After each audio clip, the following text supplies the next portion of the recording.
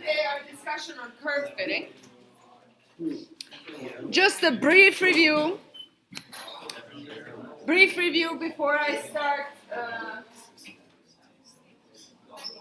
start working on this worksheet that is floating around. So the main idea is that I often have data, and in all fields of engineering or science, I would like to predict things for all kinds of reasons. And prediction means having knowledge based on certain parameters, what are certain other parameters going to turn out to be. For that, we typically need physical laws. Okay? And even if we know what the physical laws are, look, fluid is going to move if there is a gradient in pressure. And there's certain resistance to that movement that we typically measure with viscosity. That doesn't make things simple. In petroleum engineering, it's even more complicated because it's not just fluid moving through some simple pipe. Sometimes it's pipe, but sometimes it's rock. And it's on the scale that I can't necessarily observe. So we will get a lot of data that are some measurements, some partial measurements of the system. They're never complete. And I would like to kind of extrapolate that knowledge based on the observations I have. So despite having physical laws that are actually governing the whole business, because of the incompleteness of the data, because of the complexity of the subsurface world, it's not going to be easy to predict where things are going and how they're going to develop. Okay? So because of that, we often just gather data and we try to kind of summarize that data. And this summarizing the data is actually often called curve fitting. Nowadays, you will hear about data everywhere. Big data, artificial intelligence. There's like all these big words drop. They're really a fancy thing, a fancy way to put together curve fitting in use. Okay? So they're just like curve fitting on a really large scale, and curve fitting that has some sort of memory of what has come before, and it keeps improving. Okay? So even in your online experience when you're browsing and so forth, your browsers these days are collecting all kinds of information. Wherever you sign up, when companies ask you to sign up for their account, okay, whatever company that might be, they're doing so they can track you as a data point, what it is that you as a person are interested in. And when they get a lot of these, they're supposed to have just measurements that are not connected to a person, and that allows them to predict what's going to come next. So this is your shopping experience online might be something like this. You pick a product, and then it says 80% of people who have looked at this product have also looked at that other product, right? So that means that they're tracking individual people and what they're doing, and they're basically extrapolating what you might want based on what other people have done. Okay? You can do that in any branch of anything, okay? Science and engineering included, and it has basically exploded most recently. So in petroleum engineering, we want to actually go and track down the behavior of the wells. If I'm going into a reservoir and I drill 2 wells, based on those 2 wells and maybe 1,000 other wells that are in the surrounding areas that are presumably in similar formations, I would like to extrapolate or optimize my drilling strategy based on what has happened before.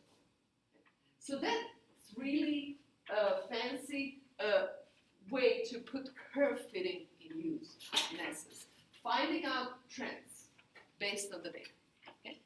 So let's say that the data is given like this. The one way would be to attempt to go through every point and fit the polynomial to those points, but that is typically impractical. And it's impractical because data, especially in petroleum engineering, looks like this. It's clouds of data So there's no way that through this cloud of these circles, I can actually attempt to fit the polynomial through. That's just going to break down. Okay? Most importantly, for a single value of porosity, I might actually have multiple values of permeability in that cloud of data. And that in itself is not a functional relationship. The fundamental definition of a function that you've learned in calculus is that for a single x, I have a single f of x. Okay? I can't have two versions of f of x for a single x. That's not then another function. Okay? So if you want a functional relationship, though, that is going to spit out that f of x for whatever x I give it, I have to find some other way to find that trend. So what we try to do is basically fit a curve like this that is close in some way to most of the points in this cloud of data. Okay? And that is essentially what curve fitting means. Okay? Now, how is that done? I'm gonna give myself simpler cloud of data, and that is the one that you have printed on this worksheet. So there's these circles that are actually data. So that's simply two arrays, x and y, that have matching coordinates. So xi, yi are my points on this graph. Okay? And those are the ones that in simplest case, I'm simply trying to draw a line that is showing me the trend of this data. How do I get that line? Well, line is described by a formula y is equal to a0 plus a1x. Okay? That is the definition of a line. And I'm, in this case, looking for a0, a1. So what I don't know is a0 and a1. And based on the data that I have, I'm trying to get the best a0 and a1 that I can get. So first things first, I have to decide what does it mean, the best. So first, for every point that I have, let's assume that somehow somebody has given me a0 and a1, and I have drawn this line. Okay? Then for any line that I draw, I can figure out, hey, what is the difference between, for a given x, the data point that I have, and a prediction. Okay? So for this xi, I have yi, which is my data point, and I have some y of xi that is given by this relationship here that is the prediction for that point. What is the difference between the two? That is the length of this piece here. Okay? So basically I can take this difference, okay, and there's a reason we're going to square this difference, because then it's actually analytically behaving better and we can guarantee to find a minimum of these. Now I want to do that for every point that I have. So for every point I'm going to find this difference, the difference between the data and the prediction, square it, and I'm going to sum all of those. Okay?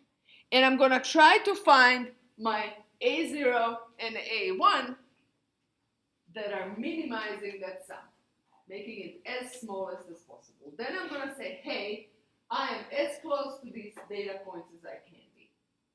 So that is my definition of the best fit. Okay? And it's called least squares fit. So the reason why we're actually taking, so if I did not take the square and if I just took the difference, well, sometimes these differences are positive, sometimes these differences are negative, and they could cancel each other, which would kind of fake how close I am actually to things. So I don't want that to happen. So I don't want these errors to cancel. Now, if I take absolute value, that can be deceiving too. Okay? In this particular case, if I have these 4 points, both of these lines, I kind of get 2 different possibilities. Okay? And both of these lines are going to have the same sum of absolute value differences. And I don't want that.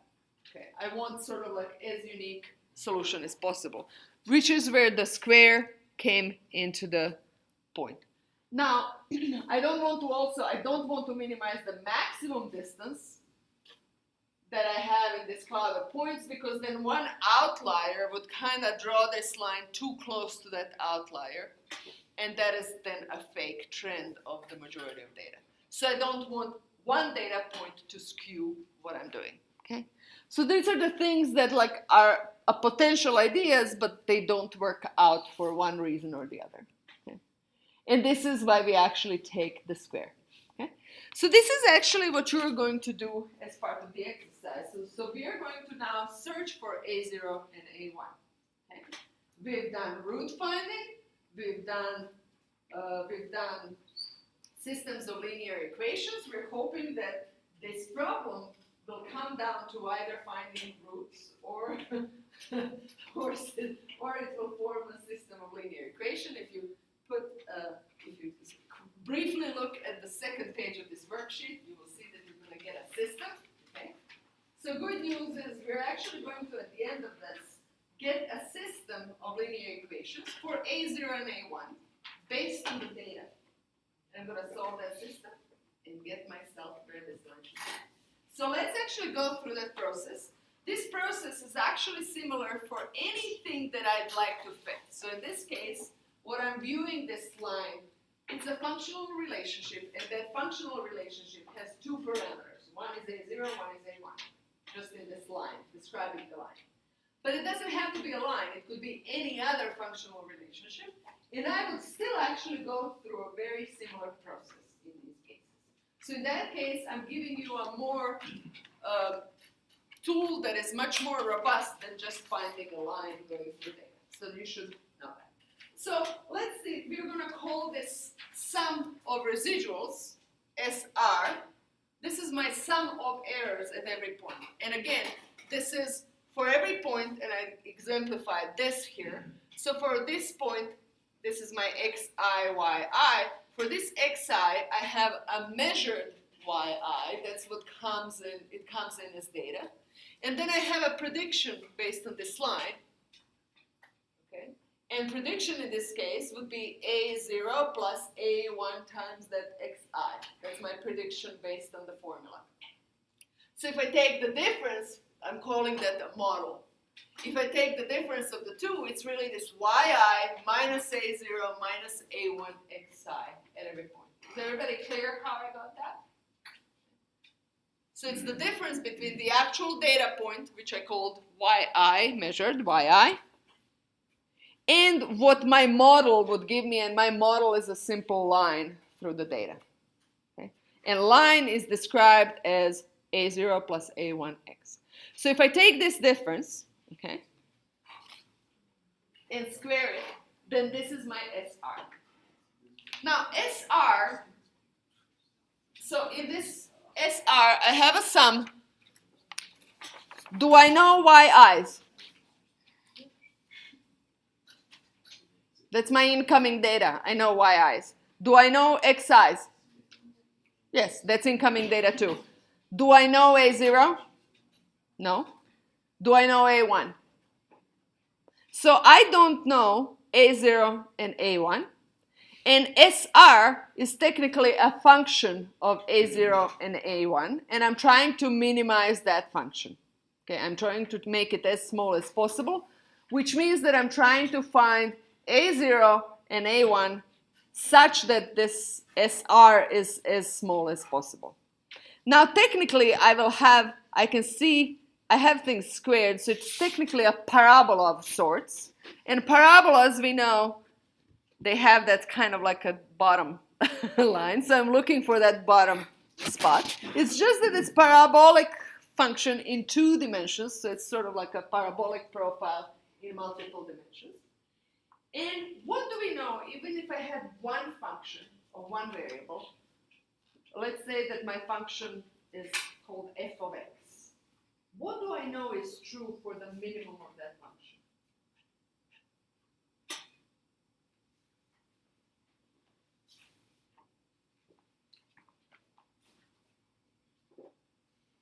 What is true here?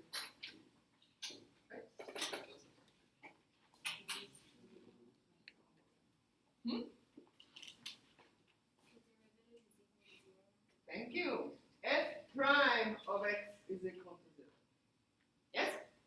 Now, my function is actually SR, and it's actually a function of 2 variables. You're going to tell me, I hope, that your multivariable calculus was one of your favorite courses, right?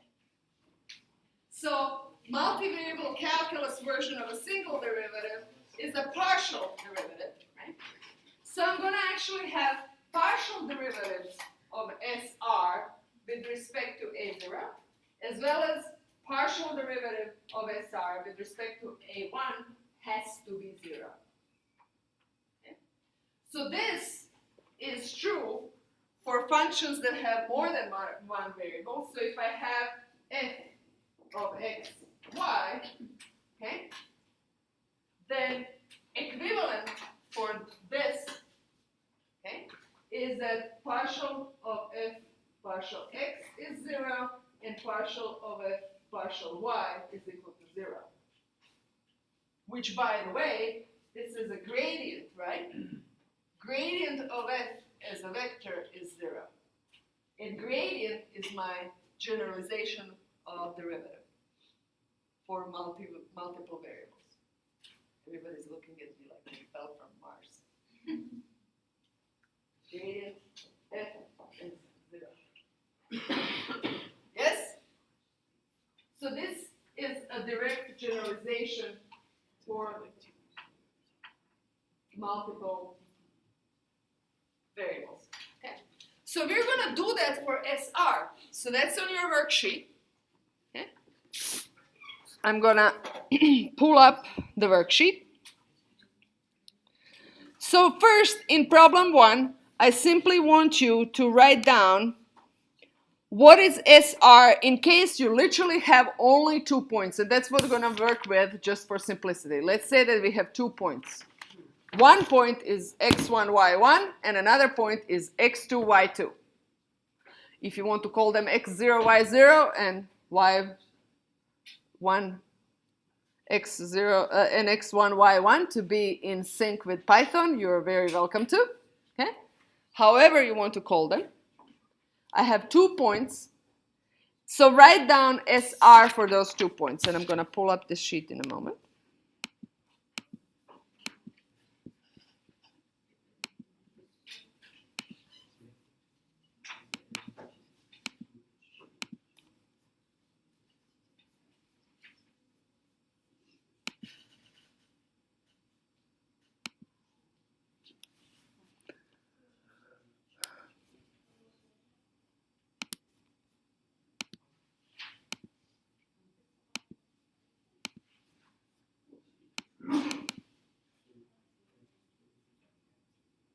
And if you're done with number 1 on your worksheet, then please proceed to evaluating partial derivatives of this.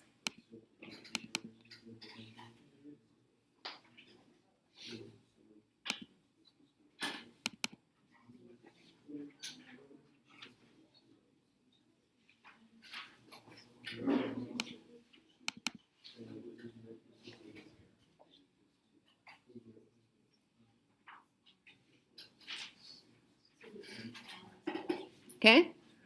So again, I want you simply to write down what is SR in case that this n here is 2, so I only have 2 points. So nothing more than just like writing it down, so it's easier to work with. Everything will generalize to more than 2 points very easily, so there's no need for us to drag endpoints. And then I want you to take partial derivatives of SR with respect to A0 and A1. And Nico and I can walk around and see if you have any questions.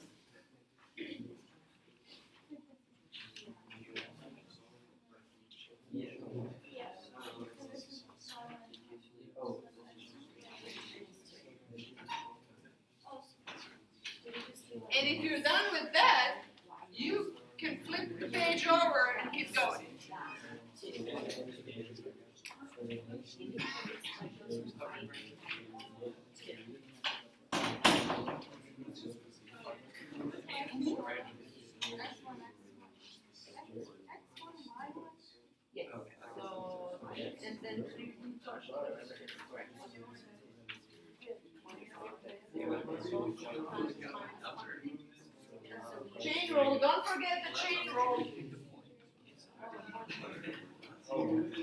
which you will make this equal to 0, so it doesn't matter, but you will still do it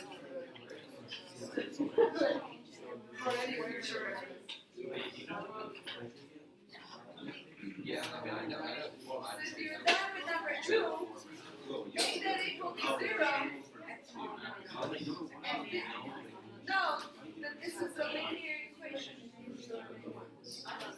We know everything there is to know about linear equations.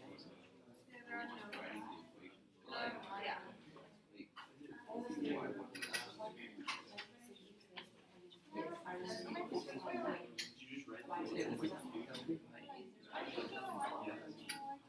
For this. Otherwise, you don't have some. But just this.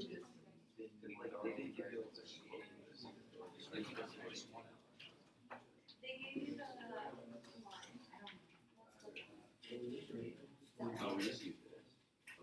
no, not this particular, just in general. So all I want to do is So we don't actually use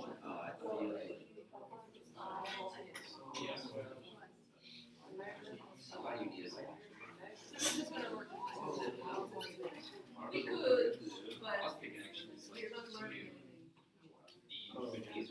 anything. So now, this please. yeah, that's good.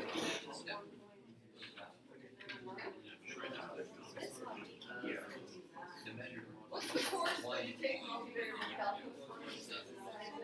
Math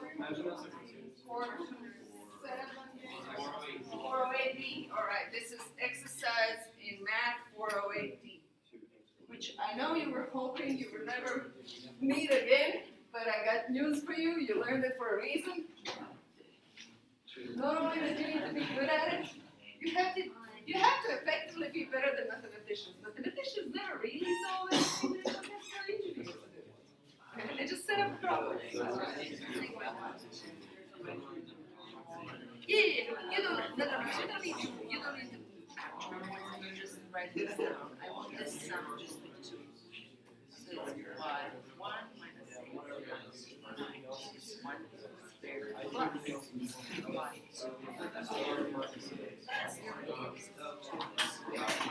Now this is what is. That's what I want to take the question. Because I want to get to the formulas. What the formulas be based on state. We will do that. We will let Python. We will get to using it for actual data, but then we'll want it to have formulas that we just want to want. Okay? It's not wrong. Yeah.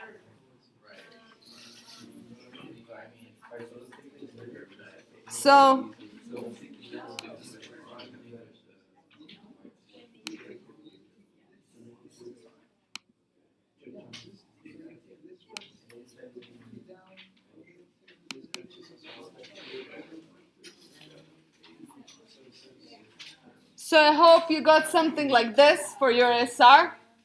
Just a quick check. So it's just having 2 so that we don't go with all n of them because those sums can be drag and you don't learn much more from having more. So now I want partial derivative of this with respect to a0, which shows up here and here, and also a1 that shows up here and here. Okay.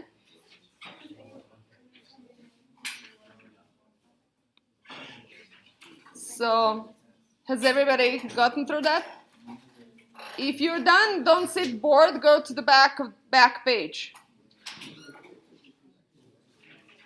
So this is how you would do the partial derivative with respect to a0. I have squares, so it's 2 times this term, and then times minus 1, which is sitting in front of a0, right? Chain rule.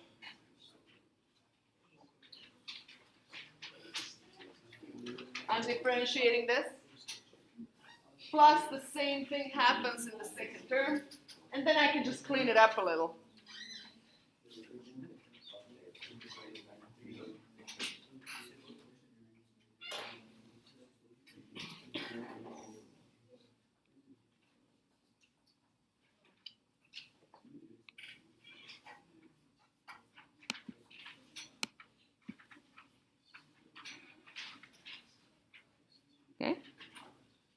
And if I wanted to have a more general form that would kind of generalize to endpoints, this is how it would look like, okay? You don't need to put that. This is just for your information. But this is why it's not a big deal to go from 2 to more. We're going to do that at the end. But it's just easier to write for just 2. Okay, if I do partial derivative with respect to a0, then here I have to multiply with minus x1 because that's what's multiplying a1 here. So I would have similar but slightly different version for partial derivative of SR. Now let's look at these two equations. I have to set them to 0 if I'm looking for the minimum, okay? And this is a positive function. I'm squaring things, so it's like a parabola, regular parabola, this SR. So it's going to have a minimum.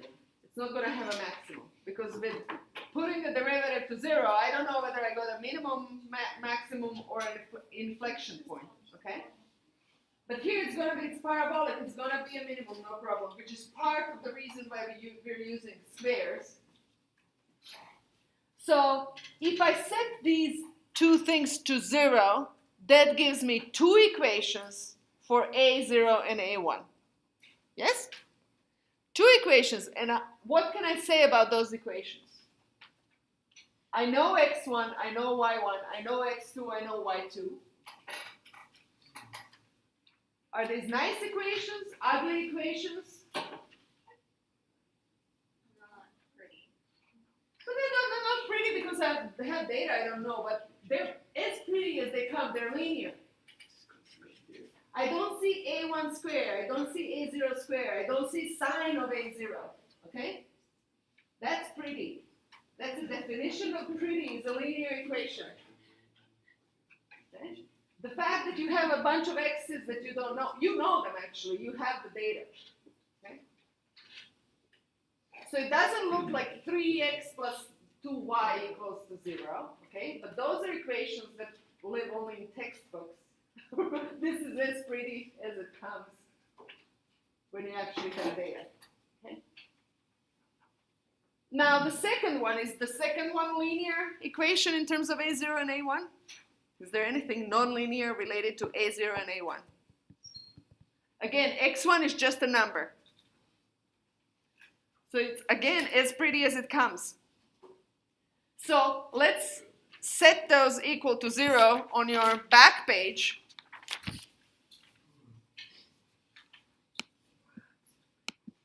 So on your back page, set them equal to 0 and clean them up.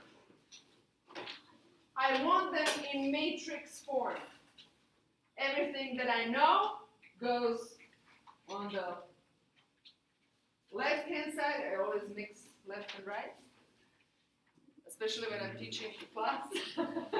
So left-hand side, everything that I don't know. Everything that I know on the right-hand side.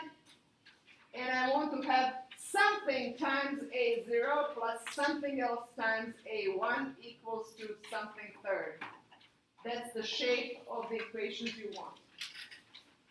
Because you're shaping them into the form that you know how to solve. You know how to solve linear systems. You know everything there is to know about solving linear systems. Oh, almost everything. That looks about right, yes. So now here you can proceed to actually find what those formulas are.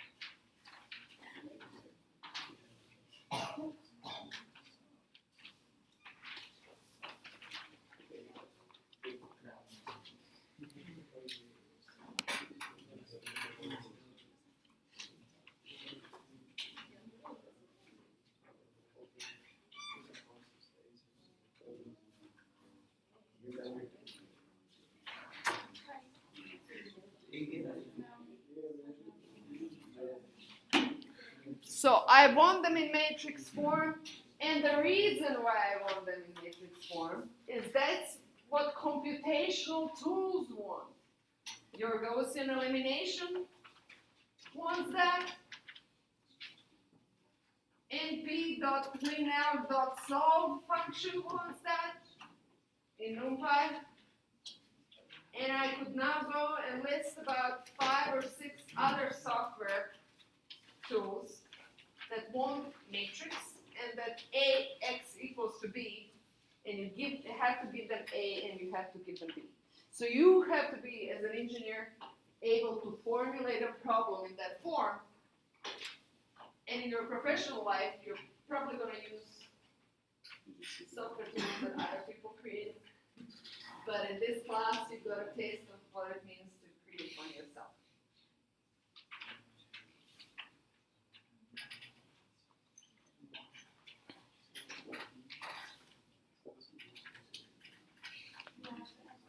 Has anybody gotten? Let me flash what you're supposed to get. So if I set this to 0, I get something like this for the first one.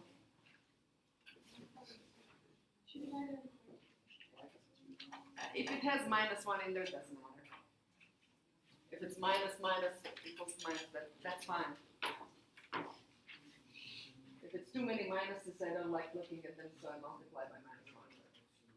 It's a matter of personal choice. It does not change the solution to the system.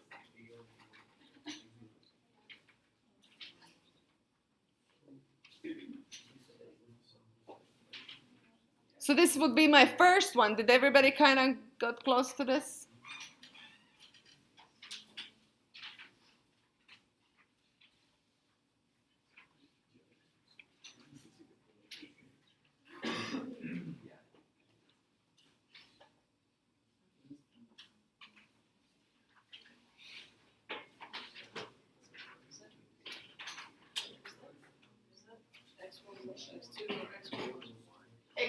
X1 plus X2. And on the other side, I have Y1 plus Y2.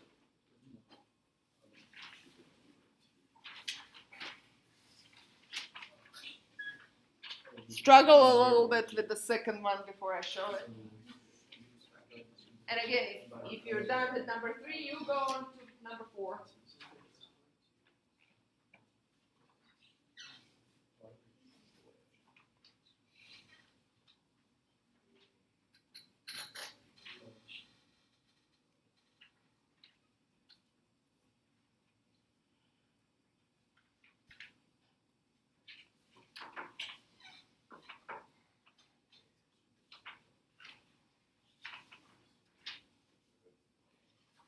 Just if you were wondering, this would be a general form. So if I had n of them, sorry, this is not n. If I had n, then instead of 2, I would have n points here, n points here, n points here. Sorry about these 2. So I can easily generalize this for n points. We're working only with 2 points, x1, y1, and x2, y2. But there could be more, and it would kind of generalize real easy. My second equation is something like this. Yes? And then when I clean that up, again, something times my first unknown plus something else times my second unknown is equal to right-hand side that is composed of everything that I do know.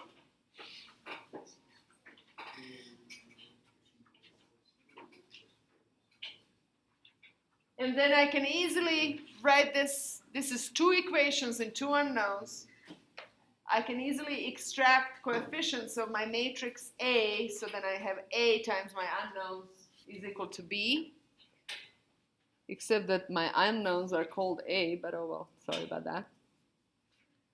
And then my matrix form looks like something like that.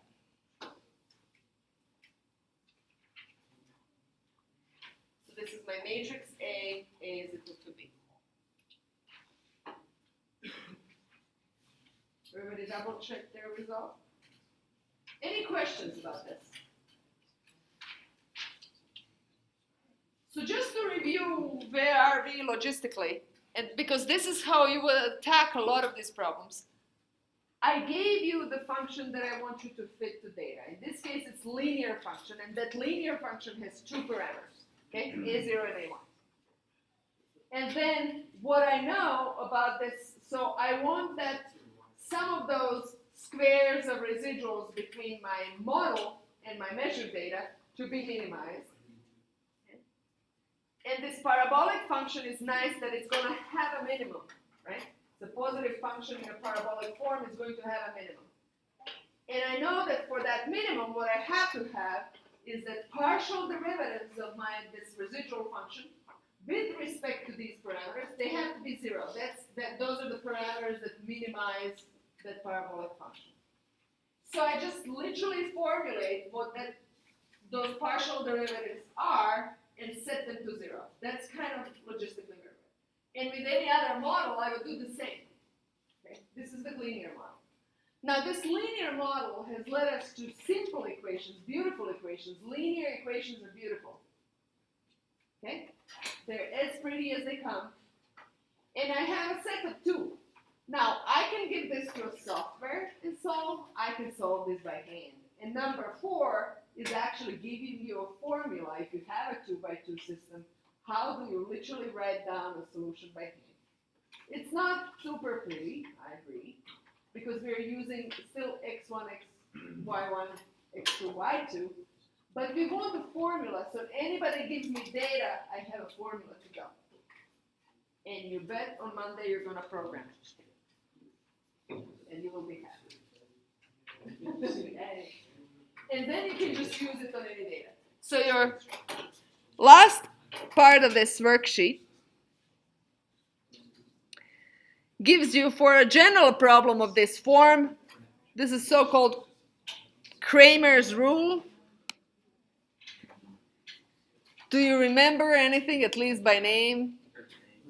By name, maybe? That there was something called Kramer's rule in your linear algebra? Maybe? That was 427J or whatever its name is. Okay. No, it's not? It's K? It is. Okay. I'm like, I thought I got that one.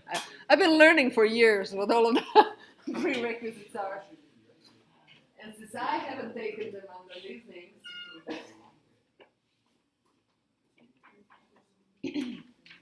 Back on number 3, the second part, what happened to your a sub 0? Nothing. It's there.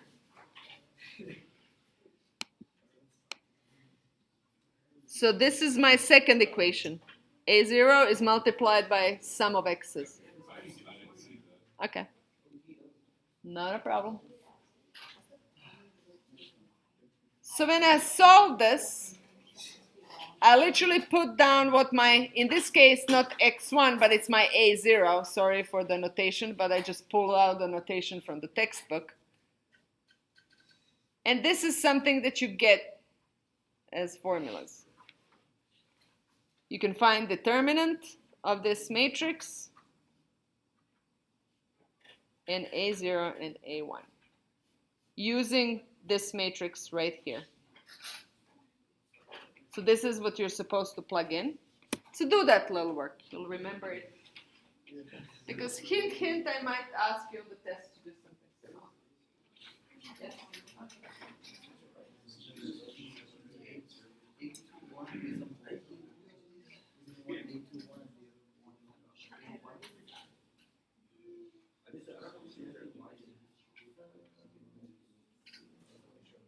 Let me compare to if these formulas are the same as what we have in the slide.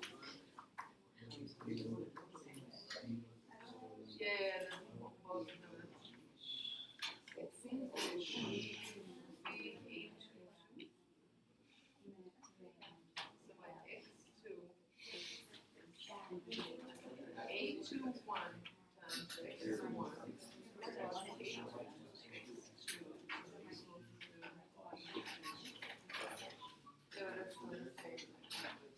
Let me double check.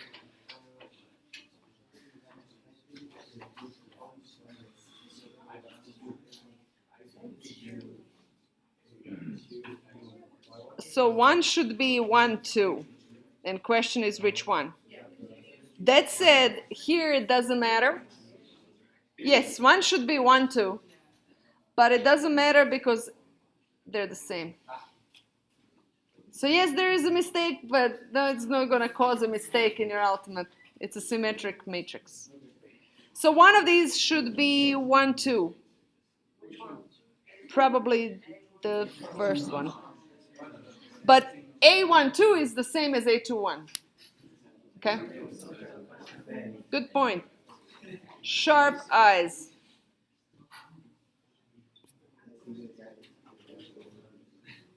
All right. Did everybody get here? You're going to have to give this worksheet as today's sort of a quiz / participation / you were here and you did something.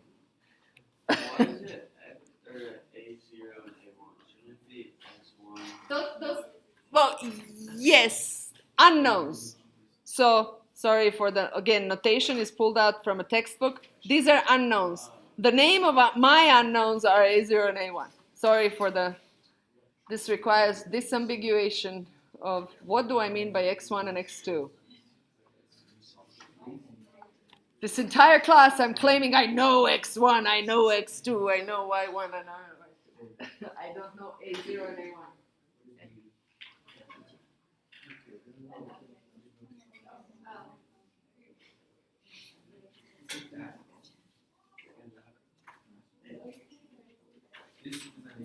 So this is what you're supposed to get as your A0 and A1.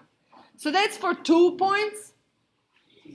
If I have more than 2 points, what I'm really looking at is Y1 plus Y2 is sum of all Y's. Okay? X1 plus X2 is sum of all X's. So if you have 7 of them, well, you sum up 7 of them. Okay? Same for squares. This is sum of all squares of x's. And then sum of all xi, y1 plus x2, y2, and so forth. And this again is the reason why we were practicing those sums at the beginning of this class. Remember how you were translating very weird sums into Python code? Well, this is the reason. Okay? So a lot of these numerical solutions, they show up in terms of sums.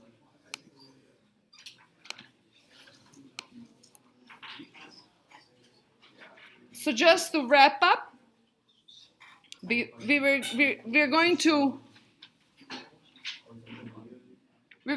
program this next time, but just a general procedure.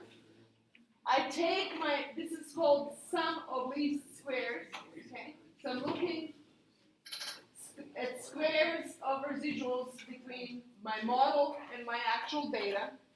So that gives me this SR up here, okay? If I had a different model, it would be different right here, but procedure would remain the same. So I take partial derivative of SR with respect to my first parameter, and then with respect to the second parameter, I set them both to 0, and that gives me linear equations in A0 and A1. In more general case, not just with 2 points, but if I had more of them, this is what I would get. I would get n number of points, we had 2 in our worksheet, times A0 plus sum of all x's, A1 is equal to sum of all y's, sum of all x's times A0 plus sum of all x's squared, A1 is equal to sum of all xi, yi's. So this is the general formula, and then using the same Kramer's rule that you just used right now, you would get that this is your A1 and this is your A0, again now using general sums. Okay? This looks ugly, I agree, but it's really a formula. You have a formula for A0 and A1. Okay? So it's really actually easy to compute. All I need to do is give me the data. Those are the pairs, xi, yi's. Okay? And for those pairs, I just go and do sums. A whole lot of for loops, everybody. Aren't you looking forward to Monday? All right. So basically, our task on Monday will be, hey, here's the data. If I give you this data, can you create a linear regression function that spits out A0 and A1 and then plots the result? Okay. So I'm going to have, in the case of this data, I'm going to have some line drawn through a bunch of points. Okay? Looking forward to Monday? All right. Well, so before we quit for today, do sign your pieces of paper and just give them to me. You're going to get them back on Monday. But just to quick note. note on quantifying this error. So this SR, the sum of these residual squares, is one measure of how close I am or how good is my estimate. There is a more common measure. We're not going to ask or go through why is this so, but this is a sort of a normalized measure, R, that is also computed using these sums. It's a formula for it.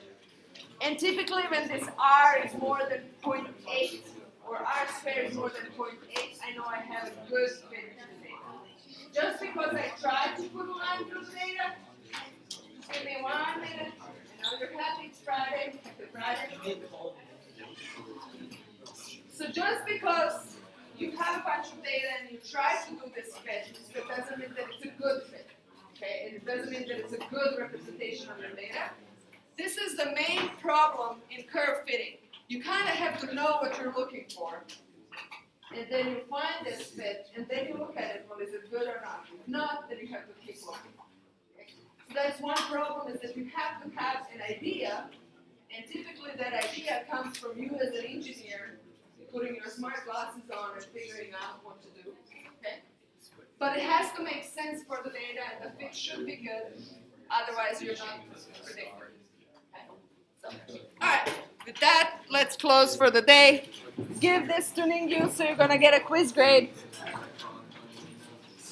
Yes, sir. I've looked through all your videos on YouTube. I think there's one video that's missing. There was one, yes.